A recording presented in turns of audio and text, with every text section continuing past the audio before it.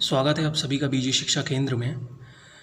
आज हम लोग नंबर सिस्टम का लेक्चर 2 पढ़ने जा रहे हैं। लेक्चर 1 अगर किसी ने नहीं देखा हो तो वो यूट्यूब चैनल पे मेरे अपलोडेड है, तो प्लीज़ आप लोग उस लेक्चर को एक बार चेकआउट कर लीजिएगा। तो ज़्यादा टाइम ज़ाया ना करते हुए मैं स्टार्ट करना चाहता हूँ। तो let's begin the topic. What is irrational numbers या व्हाट आर इर्रेशनल नंबर्स। सबसे इर्रेशनल नंबर होता क्या है? The numbers which can not be written in P upon Q form. वो नंबर्स जो P अपॉन Q फॉर्म में नहीं लिखे जा सकते, वो सारे नंबर्स इर्रेशनल नंबर्स होते हैं। P अपॉन Q फॉर्म होती है न्यूमरेटर और डिनोमिनेटर में लिखने वाली फॉर्म, मतलब कि वो नंबर्स जिनको हम न्यूमरेटर और डिनोमिनेटर में नहीं लिख सकते, वो नंबर्स इर्रेशनल नंबर्स की लिस्ट में आते हैं। For example √2, √3, √5 and so on. ऐसे जितने भी नंबर्स हैं वो सारे ही इर्रेशनल नंबर्स कहलाए जाते हैं। Next, real numbers. Real numbers क्या होते हैं? Collection of all rational and irrational numbers. जितने भी रैशनल नंबर्स हुए या इर्रेशनल नंबर्स का जो कलेक्शन है उनको हम लोग बोलते हैं real numbers. Rational numbers for example 1/2, 1/3, 1/4, -1/2, -1/3, -1/5, these all are rational numbers. और इर्रेशनल नंबर्स आप लोग जानते ही हैं, √2, √3, √5।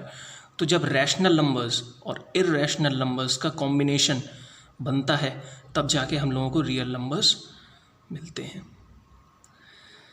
आई होप आप लोगों को यहाँ तक समझ में आया होगा। तो इसी पे बेस्ड हम लोग एक एग्जांपल देखते हैं और चेक करते हैं कि किसी इर्रेशनल नंबर को ये इर्रेशनल नंबर है, उसको हम लोग नंबर लाइन पे कैसे लोकेट कर सकते हैं। ओके स्टूडेंट्स, तो सबसे पहले मैं आप लोगों को एक चीज़ बताना चाहूँगा कि 2 चीज़ें हमेशा याद रखना कि √2 और √3 की हमेशा वैल्यूज़ को याद रखना, बिकॉज़ ये आगे भी चल के हम लोगों के काम आती हैं। 11th, 12th, 9th, 10th में बहुत काम आती है ये वैल्यूज़। तो अगर आप लोग हो सके तो इन 2 वैल्यूज़ को याद कर लें पहले से ही। √2 की वैल्यू होती है 1.41 और √3 की वैल्यू होती है 1.73। तो देखिए, मुझे √2 को लोकेट करना है कहाँ पर? नंबर लाइन पर। तो नंबर लाइन पर अब कैसे लोकेट होंगे, आप लोगों का यही क्वेश्चन होगा। तो चेक करते हैं कि इसको नंबर लाइन पर हम लोग लोकेट कैसे करेंगे। देखिए, ये जो √2 है,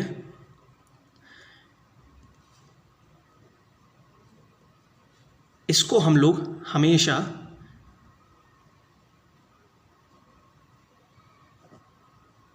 हाइपोटेनियस कंसीडर करेंगे।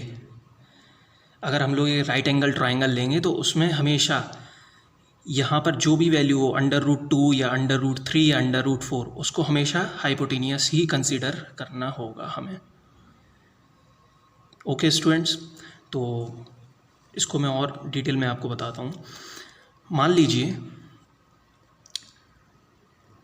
ये एक राइट एंगल है। ओके, इस पॉइंट को हम लोग O लेंगे, O फॉर ओरिजिन। ऐसा मैंने क्यों किया है वो आप लोगों को अभी मालूम पड़ जाएगा आगे चल के। तो इस पॉइंट को हम O लेंगे, इस पॉइंट को A लेंगे। ये 90 डिग्री का है, इसलिए हम इस वाले पॉइंट को A ले लेते हैं और इस वाले पॉइंट को B ले लेते हैं। ज़रूरी नहीं है कि A इसको लिया जाए, यहाँ पर B भी लिख सकते हैं, C भी लिख सकते हैं, एज यू विश, जैसा आप लोगों को अच्छा लगे। बट √2 ऑलवेज हम लोग क्या लेंगे? हाइपोटेनियस। तो इस राइट एंगल में हाइपोटेनियस कौन सी साइड है? OB साइड हमारी क्या है? हाइपोटेनियस। तो √2 जो है हमारा वो ये वाली साइड होगी। ओके, अब आप लोग देखिए कि अगर ये हाइपोटेनियस मेरी √2 है तो ये जो दोनों साइड्स हैं वो मुझे क्या लेनी पड़ेंगी। तो इसके लिए आपको थोड़ा सा अपना कॉमन सेंस का इस्तेमाल करना पड़ेगा। आप लोगों को इसके लिए अपना कॉमन सेंस का इस्तेमाल करना पड़ेगा थोड़ा सा। देखिए, हम लोग एक फॉर्मूला जानते हैं, पाइथागोरस थ्योरम हम लोग जानते हैं, बाय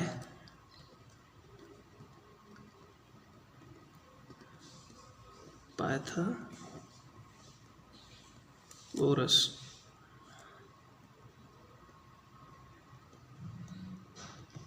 थ्योरम। पाइथागोरस थ्योरम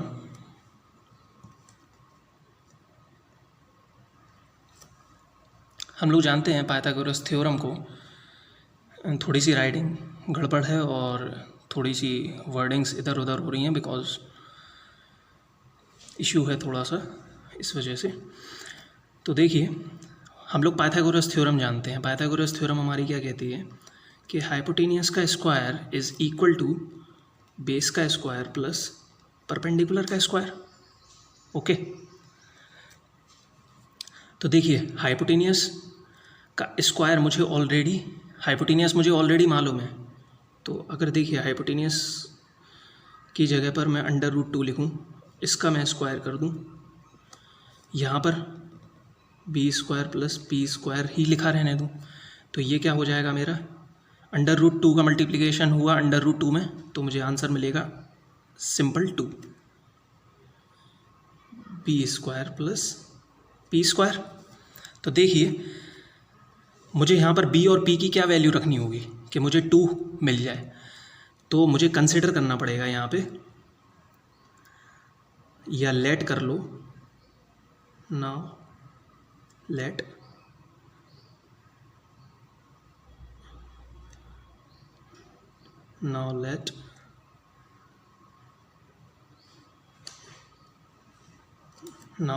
या फिर अज्यूम कर लो b = 1 एंड p = 1। अगर मैं b की वैल्यू 1 रखूँ या p की वैल्यू को 1 रखूँ तो मुझे सेम टू सेम यही वैल्यू यहाँ पर मिल जाएगी कि नहीं मिलेगी स्टूडेंट्स। तो यहाँ पर थोड़ा सा हम लोगों को लॉजिक का यूटिलाइज करना होगा। अगर यहाँ पे मान के चलिए √3 होता तो बेस को मैं ले लेता क्या, √2, और यहाँ पे मैं रख देता 1, क्योंकि √2 का स्क्वायर क्या हो जाता 2 और 1 का स्क्वायर 1, तो 2 + 1 यहाँ पर मुझे मिल जाता 3। अगर यहाँ पर √3 लिखा होता तो ये चीज़ थोड़ा सा दिमाग लगाने वाली है। इसको जब आप लोग प्रैक्टिस करेंगे ज़्यादा से ज़्यादा तो आप लोगों को ज़्यादा अच्छे से समझ में आ जाएगी। तो देखिए कि √2 को मैंने हाइपोटेनियस माना था और पाइथागोरस थ्योरम जब मैंने अप्लाई करी तो मुझे समझ में आया कि b की वैल्यू 1 जाएगी और p की वैल्यू 1 जाएगी। ओके, अब इसको मुझे प्लॉट करना है किस पे, नंबर लाइन पे। तो नंबर लाइन पे हम लोग कैसे प्लॉट करेंगे, देखिए। तो देखिए स्टूडेंट्स, अब मुझे इसको जो है नंबर लाइन पर रिप्रेजेंट करना है। तो नंबर लाइन पे रिप्रेजेंट कैसे करेंगे, देखिए मैंने एक नंबर लाइन क्रिएट करी, सेंटर पॉइंट एज 0 जो है हम लोगों का सेंटर होता है। 0 के right hand side positive numbers होते हैं, पॉजिटिव इंटीजर्स होते हैं। 0 के left hand side negative integers होते हैं। ये मैंने ऑलरेडी फर्स्ट लेक्चर में बता दिया है आप लोगों को। तो देखिए, इस 0 को मैंने O कंसिडर किया हुआ है। वो जो डायग्राम था पीछे वाला जो डायग्राम था उसमें मैंने O लिया था ना, इसको राइट एंगल ट्रायंगल को मैंने इस पॉइंट को O लिया था। तो ये जो O है इसको मैच करेंगे हम लोग 0 से।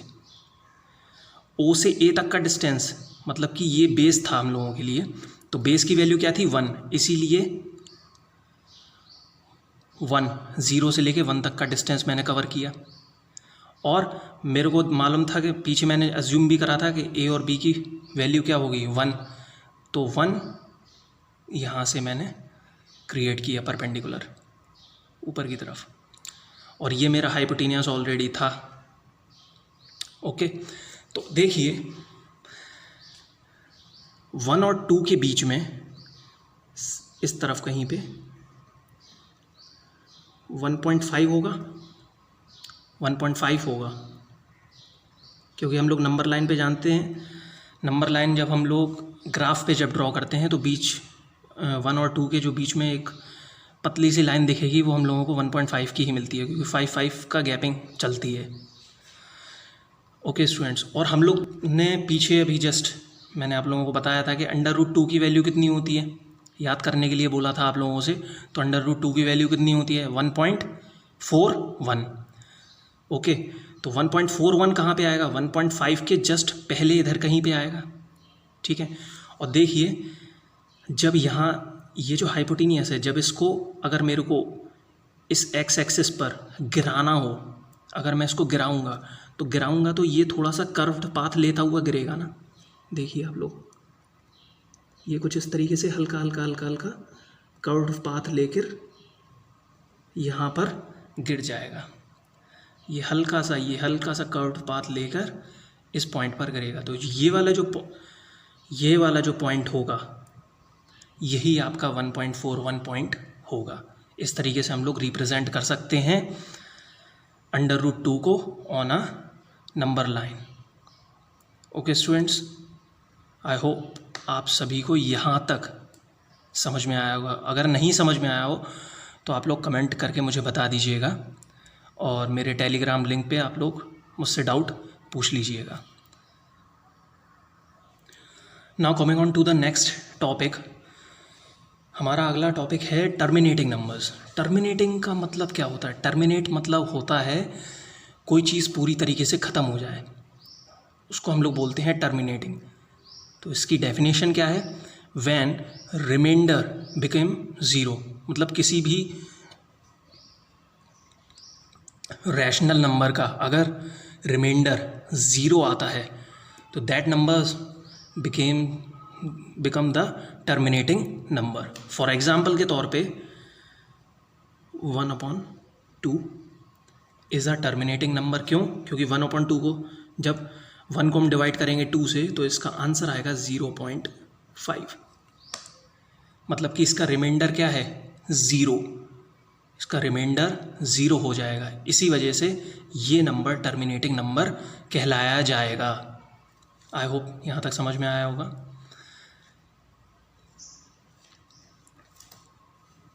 अब इसी में एक होता है रिकरिंग नंबर्स। रिकरिंग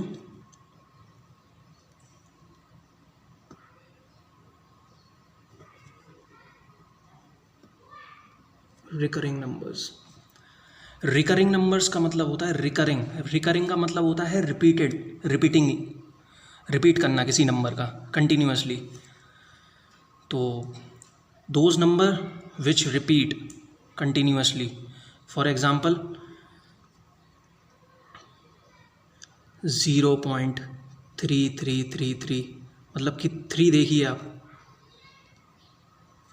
3 कितने नंबर ऑफ टाइम्स रिपीट हो रहा है, एक ही नंबर रिपीट हो रहा है कई टाइम्स, तो उसको बोलेंगे recurring number. Next is non terminating numbers. Non terminating numbers क्या होते हैं? हम लोगों ने अभी टर्मिनेटिंग पढ़ा था। टर्मिनेटिंग में क्या था? रिमाइंडर क्या हो रहा था? ज़ीरो। ओके, तो नॉन टर्मिनेटिंग, नॉन लग गया आगे, मतलब कि इसमें क्या हो जाएगा? जस्ट उसका उल्टा हो जाएगा। इसमें क्या होगा? Remainder never becomes zero. इसमें रिमाइंडर जो है कभी भी ज़ीरो नहीं आएगा, इसमें रिमाइंडर कभी भी ज़ीरो नहीं आएगा। फॉर एग्ज़ाम्पल 10/3, रिमाइंडर इसमें कभी भी ज़ीरो नहीं आएगा। यहाँ पर रिमाइंडर ज़ीरो हो जा रहा था, आप लोग एक बार डिवाइड करके देखिएगा, इसको चेक करिएगा।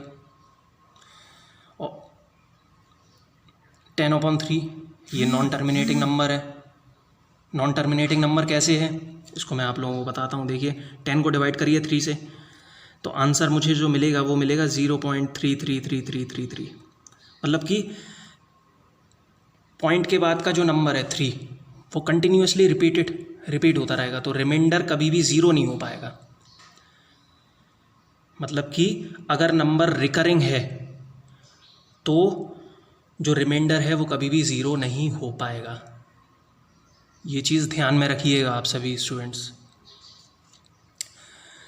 अब नेक्स्ट क्या है, non recurring number. Non recurring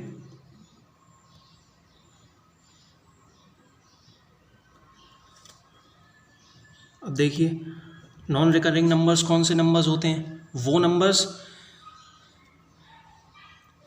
जो डेसिमल के बाद के जो नंबर्स होंगे वो हर बार चेंज होते हुए हमें मिलेंगे। ऐसा एक भी नंबर नहीं होगा जो चेंज ना हो। For example 0.2413417 dot dot dot dot something. मतलब देखिए इसमें क्या हो रहा है, नॉन रिकरिंग नंबर में पॉइंट के बाद का जितने भी नंबर्स हैं वो कभी भी रिपीट नहीं होंगे। 241 मतलब कोई एक पैटर्न हम लोगों को देखने को नहीं मिलेगा। तो वो ऐसे नंबर्स जिनमें हमें कोई एक पैटर्न ना मिले देखने को, रिपीटिंग पैटर्न्स ना देखने को मिले, वो नंबर हमारे कहलाए जाते हैं non recurring numbers. For example 0.24134723 something, कुछ भी वैल्यूज़ हो सकती हैं। तो इसमें देखिए कोई भी नंबर रिपीट नहीं हो रहा है। 2413 फिर 4 आया, लेकिन 4 के बाद जस्ट 7 आया। अगर यहाँ पे 7 की जगह पे 4 आ जाता, फिर 1 आता, फिर 3 आता, तो ये वाला नंबर जो है रिकरिंग नंबर्स में आ जाता। क्यों? क्योंकि एक पैटर्न मिलता हमें 2413 या मतलब इस तरीके का कुछ हमें पैटर्न देखने को मिलता, तब जाके वो रिकरिंग नंबर में कन्वर्ट होता। बट यहाँ पर हमें कोई भी पैटर्न देखने को नहीं मिल रहा। देखिए 24134, 4 की जगह पर अगर 241 आता तो हमारी रिकरिंग की कंडीशन बन सकती थी, लेकिन ऐसा अभी तक नहीं हुआ है। तो ऐसे में ये वाली कंडीशन नहीं बन पाएगी। तो ऐसे numbers are non recurring numbers. अब देखिए इसी का एग्ज़ाम्पल हम लोग देखते हैं और लास्ट एग्ज़ाम्पल है, तो हम लोग इसको अच्छे से देखते हैं।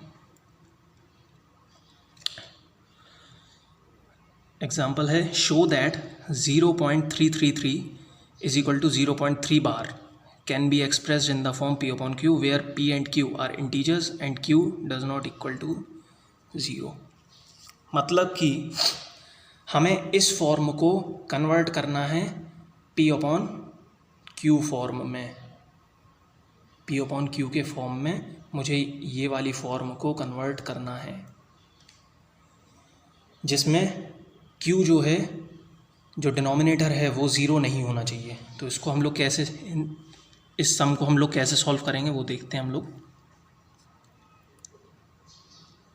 सॉल्यूशन देखिए, हम लोग सबसे पहले क्या करेंगे, हम लोगों ने देखा कि ये नंबर जो है वो रिकरिंग नंबर है। एक ही नंबर रिपीट हो जा रहा है, 3333 है ना, रिकरिंग नंबर है। तो इस रिकरिंग नंबर को हम लोग क्या मान लेंगे, x।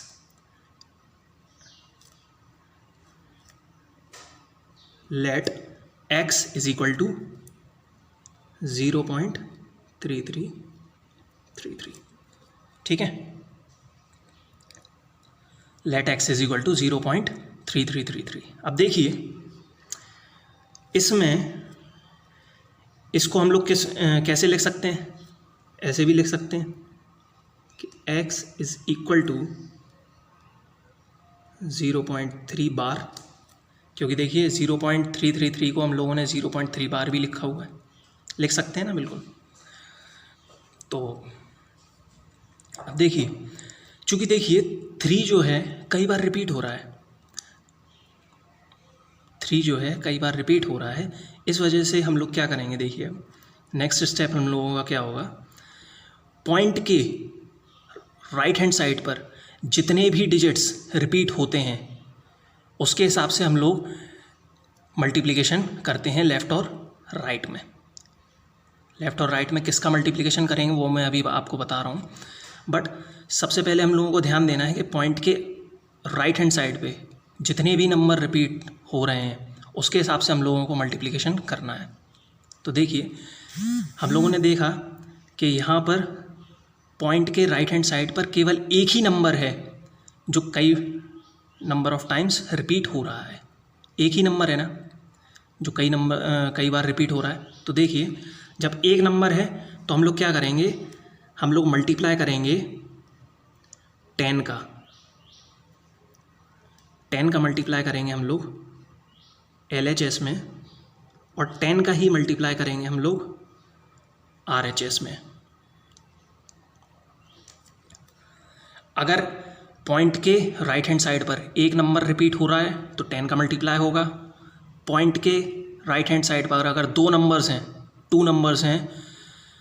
तो 100 का मल्टीप्लाई होगा। पॉइंट के राइट हैंड साइड पे 3 नंबर्स अगर रिपीट हो रहे हैं तो 1000 का मल्टीप्लाई करेंगे हम लोग। डिपेंड करेगा कि कितने नंबर रिपीट हो रहे हैं, उतने ही ज़ीरोज़ हम बढ़ा देंगे। अगर एक नंबर रिपीट हो रहा है तो केवल एक ज़ीरो लगाएंगे, मतलब कि 10। 2 नंबर अगर रिपीट हो रहे होते यहाँ पे 3-2 होता तो हम लोग यहाँ पे 100 का मल्टीप्लाई करते। जितने नंबर रिपीट हो रहे होंगे उतने ज़ीरोज़ बढ़ते चले जाएंगे।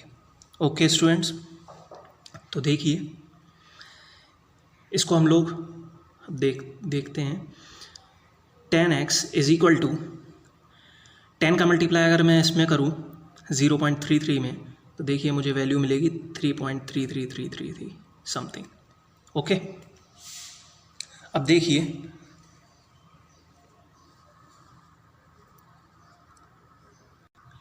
अब देखिए 10x इज इक्वल टू मेरे पास था 3.33।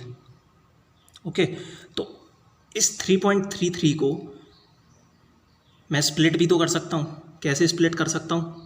3 प्लस 0.33, अगर मैं 3 में ऐड करूँ 0.33 को तो मुझे यही 3.33 ही मिलेगा ना। ओके, और देखिए आगे हम लोग 3 को एज इट इज़ लिखेंगे। हम लोग 3 को एज इट इज़ लिखेंगे, प्लस हम लोगों ने देखा था कि 0.333 को हम लोगों ने पीछे क्या माना था? x। तो 0.33 की वैल्यू क्या थी? x। तो इसकी जगह पर हम लोग x लिख सकते हैं। ओके, अब देखिए ये x है, ये x है, तो x वाले सारे टर्म एक तरफ ले लिए तो 10x। ये प्लस x है, मैंने इसको जंप कराकर लेफ़्ट हैंड साइड पर पहुंचाया तो ये प्लस का माइनस में कन्वर्ट हुआ और ये x आया इज इक्वल टू 3। 10x में से माइनस का 1x गया तो कितना x बचा? 9x is equal to 3। x is equal to 3/9। 3 1 ज़ा 3, 3 3 ज़ा 9। तो मुझे यहाँ से x की वैल्यू मिल गई 1/3। ये मेरी x की वैल्यू है।